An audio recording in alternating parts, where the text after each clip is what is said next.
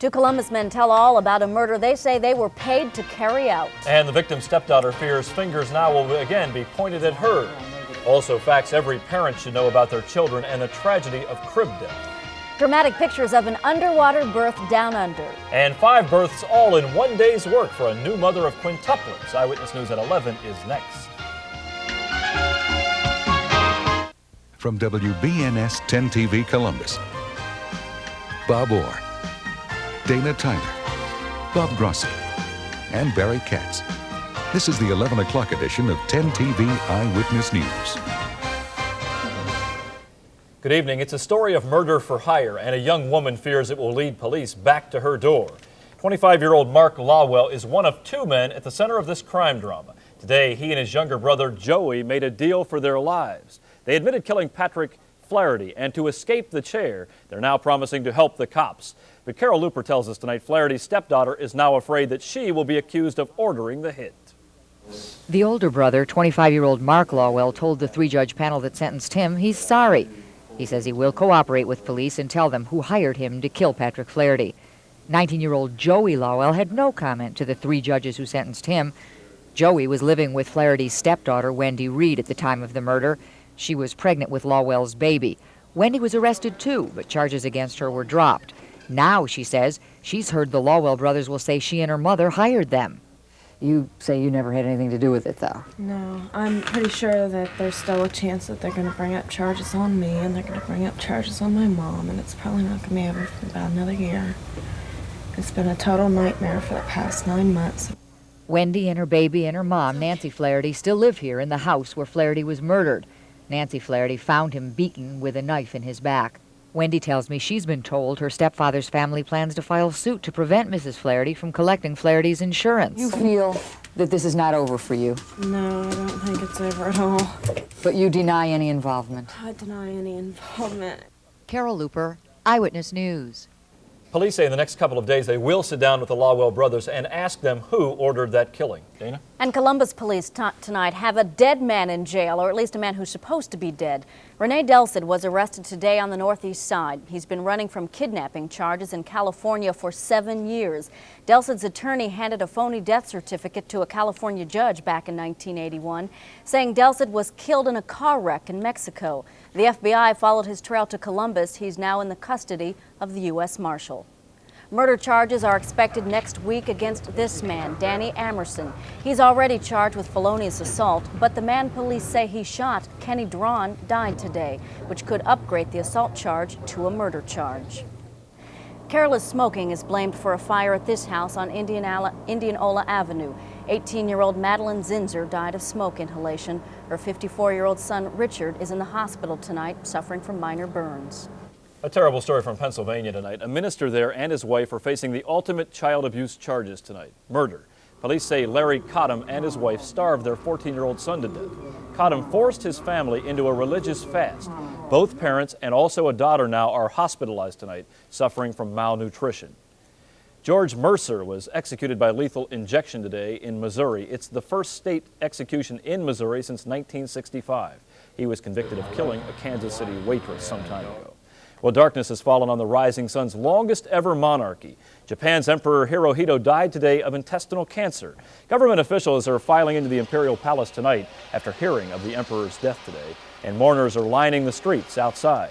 Some Japanese actually thought Hirohito as God at one time, holding divine status until Japan's defeat in World War II. Hirohito reigned for 62 years. He was 87 years old. President Reagan tonight extended his sympathies to the people of Japan, noting that Hirohito saw the country through tumultuous times. The president himself tonight is in Walter Reed Army Hospital awaiting surgery tomorrow. The doctors will repair a contraction of the president's left ring finger. He will return to the White House on Sunday. Back home, Groveport Madison teachers are closer than ever to walking off the job. Today they set January 18th as their strike date.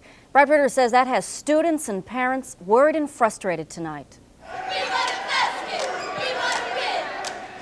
Tonight there was the usual tension on the court, but that's nothing compared to the tension you can feel in the entire school district. As we go to class now, the teachers really don't emphasize what we're supposed to be learning. More or less, the kids are interested in you know, what's going to happen with the strike. My older daughter says she flat out, she's not going to go to school if the teachers go on strike. It's got me worrying about graduating.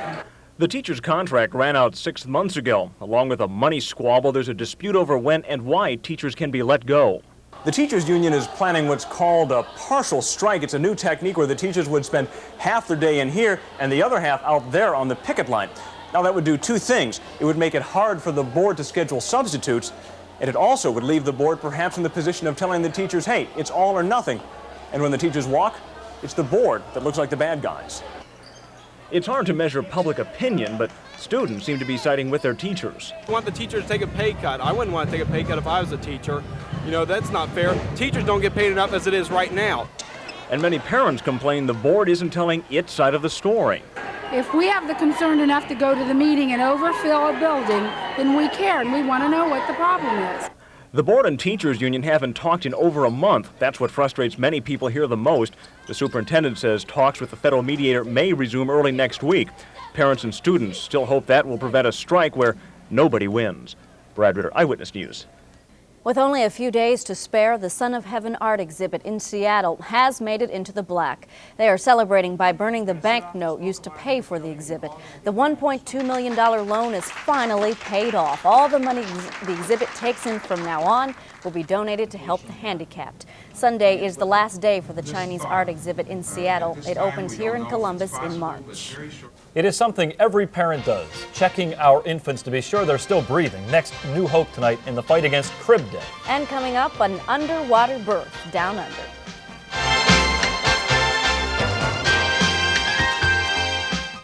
One 300-page report later, and tonight, Columbus police say police were not ordered to spy on city and political people over the past few years. The 2-month police internal affairs investigation is over, but Chief Dwight Joseph says even with the report saying otherwise, he thinks some people will still believe police spy on public officials. The trial began today in the case of Mark Christian versus Rock Hudson's estate. Christian and Hudson allegedly had a 3-year relationship. Part of that time, the actor Hudson knew he was dying of AIDS. Now, Christian claims that Hudson tried to hide that fact, that he had the deadly disease. Hudson's lawyers, though, say he quit having sex with Christian way before he was ever diagnosed with the AIDS virus. They say there is no evidence that Christian should fear getting AIDS. In fact, Christian has tested negative for the AIDS virus a number of times, but says he still fears the disease could surface. Christian is expected to testify before the jury on Monday. A little 3-year-old girl has lost her battle in Pittsburgh tonight. 3-year-old Raleigh Dodge has died. The little girl from Fruitland, New Mexico, underwent a 5-organ transplant at the end of November. All 5 of the transplanted organs, though, were rejected by Raleigh's body. Doctors say she was a tough fighter. Her body just shut down. Some important medical news from London tonight, which could help unlock the mystery of crib death. Doctors there say they have found high concentrations of antibodies in the lungs of 16 babies who died of sudden infant death syndrome, or crib death.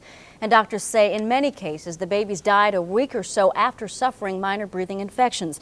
Now, researchers say this seems to show that the respiratory tract is the prime target in the onset of crib death. It's a very scary thing. Dealing with crib death is tough for doctors, but it's so much harder for the parents. Tonight, Cheryl Sheets spoke to both and found that after the emptiness, hearts can again be filled with happiness. It's more than frustrating, it's absolutely tragic. The family is so delighted to be parents, and one minute they have a perfectly healthy baby, and the next minute the baby is gone. And they just come to you saying, why, how could this happen? And you really have no answers for them.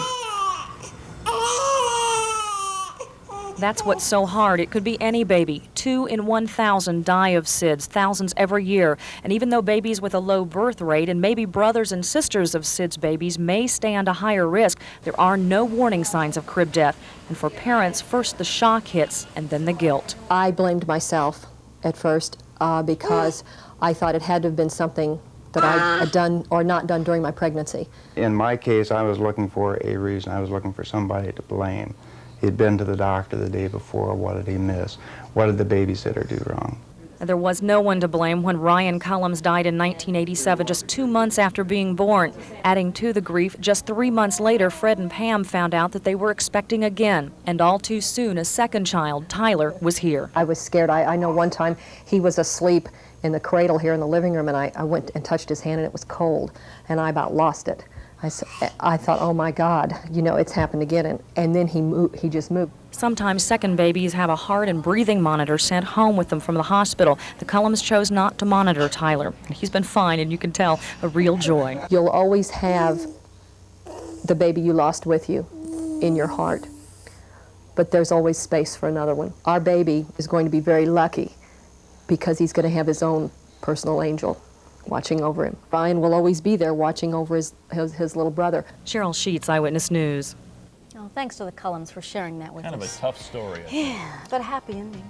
Well, we're looking through the fog to the sun, and believe it or not, the 60s. Bob Grossi is next with the forecast. And a loaded down stork makes a special delivery. Stick around.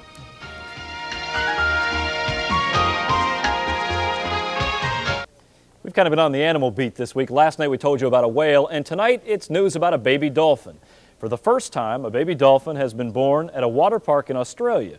The keepers at the park in Perth were determined to record the birth, so they waited around the clock for 2 months, believe it or not, with their cameras ready.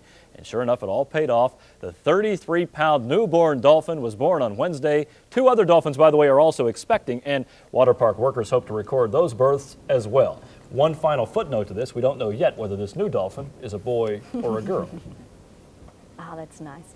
Water looked great. In fact, it's going to feel like swimming weather almost tomorrow. Yeah, I dug up Here. an interesting fact, though. We're going to have temperatures in the 60s tomorrow over many parts of central Ohio, but last year, on this very date, it was 1 degree below zero. What a difference a year makes, huh? Oh, Tomorrow is, you know, Dana said swimming, but it is truly almost golfing weather. I'm sure the courses will be jammed. I talked to a guy tonight. He's got a tee time for 2 o'clock tomorrow afternoon, and the temperature should be 60. It's going to be a little wet, but you'll be able to get out there and enjoy it, I think. Look at the current temperature, 45 degrees. Humidity at 96% right now. The air is nearly saturated, and we've got some fog in many areas. In fact, there's a dense fog advisory out. I'll show you that in a minute. Barometer right now at 29.98, and we've got a southerly wind at 5 miles an hour. Here's where the dense fog advisory is in effect. It's in effect for most of eastern Ohio and for a section of north central Ohio, including Marion, Morrow, Richland and Ashland counties, also for Wyandotte and Crawford counties. That's up in the north central part of the state. Up at the Mansfield-Lamb Airport, they have had visibility near zero most of the night. So if you're traveling in these areas of the state tonight, please drive carefully. Here are your current temperatures around the state of Ohio, and they are primarily well above freezing, except for Youngstown, where it's 29 degrees, and Toledo, where they currently have 31 degrees, 42 at Port Columbus. Still 47 degrees down in the southern part of the state. Our forecast for tonight, cloudy with some fog and drizzle, so visibility is going to be difficult at times, and the roads could be a little bit slippery. Overnight low temperature right around 38 degrees, and that's warmer than the normal high for this time of year. Normals are normals are 35 and 40. Today we had 44 and 36 degrees. Here is tonight's satellite picture. Lots of clouds over the state. There's a low pressure over Colorado, a warm front extending into Missouri, and then a cold front extending down into Texas. This whole system of weather is headed towards us. Record high temperatures from Texas over to the Florida Gulf Coast today, and lots of snow up in the upper Midwest. We're not going to get either one of those systems except for the warm temperatures. We will get a little bit of a taste of that. 60 degrees for a high tomorrow, partly cloudy skies. It's going to be kind of windy, southerly wind at 15 to 25 miles an hour, but it all changes on Sunday. Once the front gets through and the low pressure moves to the east of us, it should be mostly cloudy, breezy, colder. Overnight low at 35 degrees and a high of 40 degrees on Sunday. Here's the outlook for the early part of next week. High pressure moves in behind the whole system of weather that will affect us this weekend. We look for cool but dry weather, sunny skies all 3 days, and temperatures get pretty close to normal. In the morning, sunrise at 7:54, and there'll still be some clouds with fog in some areas, and morning temperature of about 38, but it's going up to 60. Sunset tomorrow at 5:22. Now, truthfully, we're about a week into January. We're pretty lucky so far. Very lucky so far. Yeah, extremely lucky so far. But knock on wood, I think it's a safe thing, right? We've got quite a little bit of winter left Yeah, here. too early to celebrate. Yeah, Exactly. really. Thanks, Bob. Barry Katz says Boomer will lead the Bengals to the Super Bowl. His reasons. Barry's next in sports.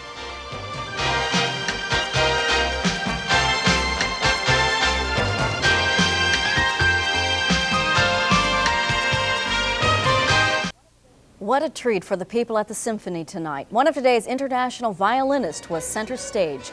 Cho Lang Lin performs more than 100 concerts a year around the world. Tonight, his work with the Columbus Symphony featured music by Prokofiev.